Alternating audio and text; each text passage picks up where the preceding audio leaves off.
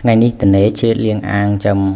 ត្រីក្រហមនៅក្រោយផ្ទះហើយក៏ឆ្លៀតមើលអត់ក្រោះ3 4ក្បាលនៅក្នុងហ្នឹងចាំវាយូរដែលឃើញវាចេញសោះហើយត្រីក្រហមនេះពុកម៉ែបងប្អូននេះការចាំដំបងរបស់ខ្ញុំវាមិនល្អហ្មងតែយើងអាចទទួលយកបាន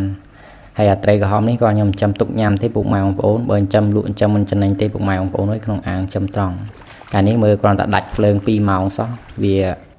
អត់មានអុកស៊ីសែនអាចងាប់មួយក្បាល2ក្បាលដែរហើយត្រីក្រាញ់ពុកម៉ែបងប្អូនអើយត្រីក្រាញ់គេហៅត្រីក្រាញ់យក្សមួយនេះកន្លះគីឡូជាងឃើញតូចចឹងតែថ្លឹងកន្លះគីឡូជាងហើយត្រីក្រហមនេះរៀងពិបាកចាំតិចក្នុងអាងតង់ពុកម៉ែបងប្អូននេះតើយើងមានបច្ចេកទេស